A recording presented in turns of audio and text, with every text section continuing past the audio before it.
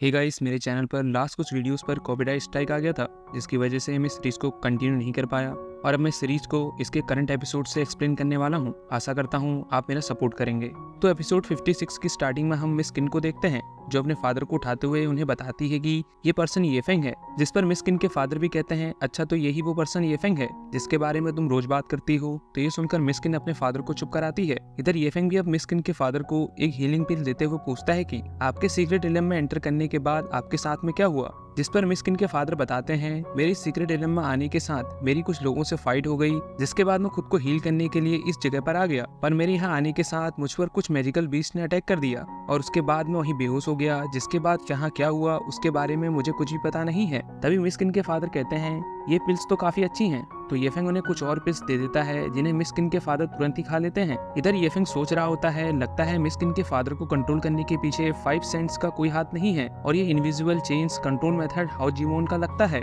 इधर मिस्किन अपने फादर से पूछती है, आपने कहा यहाँ पर 5 सेंट्स के सन भी आए हैं, तो उसके फादर भी हाँ कहते हैं और मिस्किन सोचने लगती है, आखिर 5 सेंट्स के सन्स को सीक्रेट इलम में क्या चाहिए,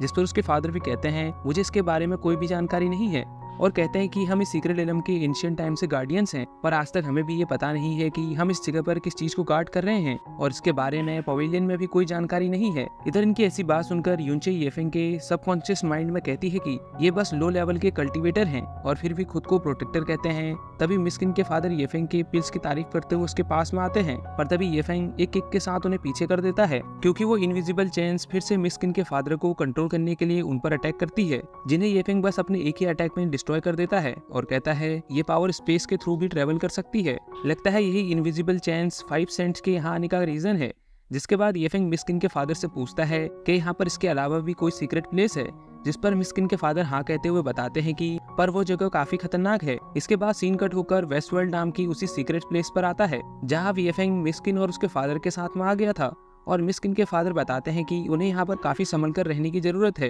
क्योंकि ये जगह काफी अनस्टेबल है। यहाँ तक कि उनके प्रीवियस पवेलियन मास्टर्स भी यहाँ पर आने की हिम्मत नहीं करते थे। इधर येफेंग सोचता है बात सिर्फ इस जगह के अनस्टेबल होने की नहीं है, क्योंकि ये वो जगह है जहाँ पर इस सीक्रेट इलम के सभी स्पेस पोर्टल कनेक्ट होते हैं। तभी मिस्किन एक स्पेस क्रैक के चपेट में आने वाली होती है, लेकिन येफेंग उसे तुरंत बचा लेता है। जहाँ येफेंग और मिस्किन को ऐसे देखकर मिस्किन के फादर भी खांसते हुए अपना फेस दूसरी तरफ को कर लेते हैं और कहते हैं अभी हमें काफी आगे जाना है, जिसके साथ ही वो सभी लोग आगे बढ़ने लगते हैं और तभी उनके सामने स्काई में रेड थंडर फैल जाती है, जिससे देख येफेंग कहता है ये रेड एनर्जी किसी सीलिंग स्पेल की लग रही है और वो सभी लोग उसी एनर्जी वाली जगह की तरफ जाने लगते हैं। इधर सीन उसी रेड एनर्जी वाली जगह पर आता है, जहाँ एक पर्सन फ्लैग के सामने सीलिंग स्पेल को परफॉर्म कर रहा होता है और तभी उस पर येफेंग और उसकी टीम अटैक कर देती है, जहाँ वो पर्सन भी फाइट के लिए तैयार हो जाता है। इधर येफेंग कहता है तुम अब घिर चुके हो, तो अब मास्क पहनने का भी कोई फायदा नहीं है, पर तभी वो पर्सन अपनी घोस्ट थ्रोन स्प्लिट किल टेक्निक से उन पर अटैक कर देता है, जिसे वो लोग डिफेंड कर लेते हैं और येफेंग एक जंप के साथ उस पर्सन पर अपनी स्वॉर्ड से अटैक कर देता है, जिसके साथ उन दोनों के बीच में स्वॉर्ड फाइट स्टार्ट हो जाती है।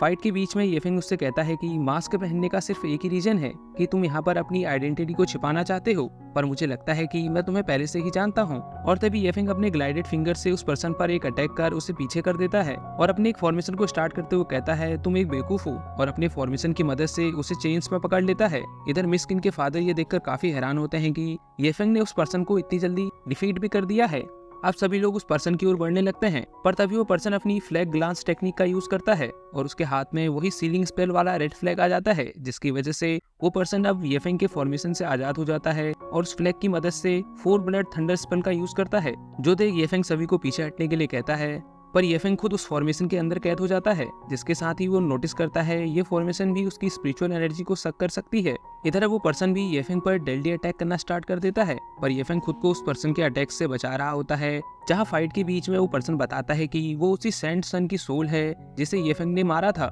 इधर मिस्किन येफेंग की फाइट को फॉर्मेशन के बाहर से देख रही होती है। दूसरी तरफ येफेंग उस पर्सन से कहता है, लगता है 9 हेवन दाओ पैलेस के सभी लोग दिखने के ही पावरफुल हैं, पर असल में वो किसी ट्रेस से कम नहीं है। अब वो पर्सन हंसते हुए कहता है तो अच्छा इसके बारे में तुम्हारा क्या ख्याल है, और वो ग्लाइड फिंगर टेक्निक से येफेंग पर अटैक करता है, जिससे देख येफेंग काफी शॉक होता है, क्योंकि ग्लाइडेड फिंगर टेक्निक असल में येफेंग की थी। अब येफेंग कहता है अच्छा तो ये फॉर्मेशन स्पिरिचुअल पावर को एब्जॉर्ब करने के साथ किसी की भी टेक्निक को कॉपी कर सकता है। ये देखकर अब येफेंग अपनी ब्लैक एंड व्हाइट दाओकी की पावर को इस्तेमाल करता है, जिससे देख वो पर्सन भी कहता है क्या ये दाओकी है, पर वो किसी दाओकी से भी ज्यादा पावरफुल है। इधर येफेंग ब्लैक एंड व्हाइट दाओकी से ड्रैगन एरो बनाकर उस पर्सन पर अटैक करता है, जिसे वो पर्सन रोकने की कोशिश करता है, लेकिन ये फेंग अपनी स्पेस पावर से उसे टेलीपोर्ट कर उस पर्सन पर दूसरी तरफ से अटैक करता है, जिसे वो पर्सन डिफेंड करते हुए कहता है कि क्या तुम भी इस स्पेस पावर को इस्तेमाल कर सकते हो। और तभी वो ड्रैगन एरो उस पर्सन को हिट कर जाता है, जिसके साथ ही वो पर्सन जमीन में गिर जाता है और येफेंग के एक अटैक के साथ ही वो फॉर्मेशन भी वहीं पर डिस्ट्रॉय हो जाता है। अब येफेंग अपने ड्रैगन एरो को रेडी कर उस पर्सन की तरफ आगे बढ़ते हुए उससे पूछता है कि